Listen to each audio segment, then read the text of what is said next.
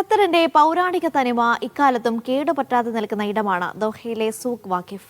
റമദാനിൽ ആളും ആരവവും ഉയരുന്ന ഇടം. പൊടിപൊടിക്കുന്ന കച്ചവടമാണ് ഈ പൈതൃക തെരുവിന്റെ ജീവൻ. സൂക്കിലെ റമദാൻ കച്ചവട തിരക്കിൽ നിന്ന് അബ്ബാസ് മുഹമ്മദ് തയ്യാറാക്കിയ റിപ്പോർട്ടിലേക്ക്.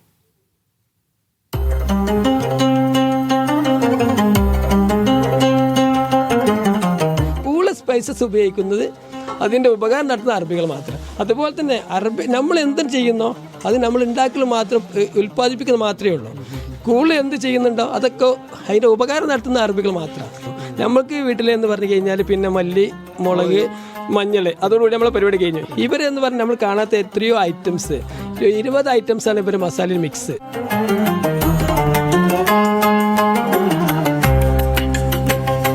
സൂഖ് വാക്കിഫിൽ ഷോപ്പ് ചെയ്യാനുള്ള കാരണം എന്താ? ഇവിടെ നല്ല ക്വാളിറ്റിയുള്ള സാധനം കിട്ടും, പിന്നെ നല്ല പ്രൈസുമാണ്. അതാണ് മെയിനായിട്ടുള്ള കാരണം. അതുപോലെ ഈ മലയാളികൾ ഇങ്ങനെ ധാരാളമായിട്ട് സൂഖ് വാക്കിഫിൽ ഇങ്ങനെ വന്ന സാധനം വാങ്ങിക്കാറുണ്ടോ? അതെ, ഇവിടെ കാണാറുണ്ട്. പിന്നെ അറബ്സാണ് കൂടുതൽ, മലയാളികൾ ഉണ്ടാവാറുണ്ട്. ഈ സൂക്കിൽ നിന്ന് എന്താണ് വാങ്ങിക്കാറുള്ളത്? സൂക്കിൽ നിന്ന് ഞാനിപ്പോൾ മെയിനായിട്ട് നട്സും കാര്യങ്ങളും മേടിക്കാനാണ് വന്നത്. പിന്നെ വേറെ അബായ കാര്യങ്ങൾ മേടിക്കാറുണ്ട്.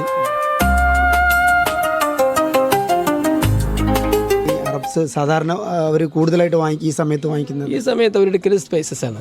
സ്പൈസസ് എന്ന് വെച്ചാൽ അവരെടുക്കുക നമ്മളെ പോലെ പൗഡർ അല്ല, അവർ സ്പൈസസ് സീഡൊക്കെ എടുത്തതിന് ശേഷം പിന്നെ അവർ മെഷീനിൽ കൊണ്ടുപോയി പൊടിക്കലാണ്. ഇന്ത്യയിലാണ് എല്ലാ സാധനം ഫുഡ് സ്പൈസസ് വരുന്നുണ്ടെങ്കിലും ഇന്ത്യയിൽ ഏതൊക്കെ സ്പൈസസ് നമുക്ക് പോലും അറിയുന്നില്ല. ഇപ്പോൾ ഒരുപാട് ഐറ്റംസ് നമ്മളെ നാട്ടിലിപ്പോൾ നമ്മളിപ്പോൾ 27 വർഷമായി ഞാനിവിടെ ഈ ദോഹയിൽ ഈ സ്പൈസസിൻ്റെ മേഖലയിൽ. ഏതായാലും നമ്മൾ നാട്ടിലുണ്ടാക്കുന്ന ഒരുപാട് സുഗന്ധവ്യഞ്ജനങ്ങൾ, ഉൽപ്പന്നങ്ങൾ, ഇതിൻ്റെയൊക്കെ കൃത്യമായിട്ടുള്ള ഉപയോഗം നടക്കുന്നത് ഈ ഖത്തർ പോലെയുള്ള അറബ് രാഷ്ട്രങ്ങളിലാണ് എന്നാണ് പറയുന്നത്. ദോഹയിലെ സൂഖ് വാക്കിഫിൽ നിന്ന് അഷ്റഫ് ഒമശ്ശേരിക്കൊപ്പം അബ്ബാസ് മുഹമ്മദ്, മീഡിയ വൺ.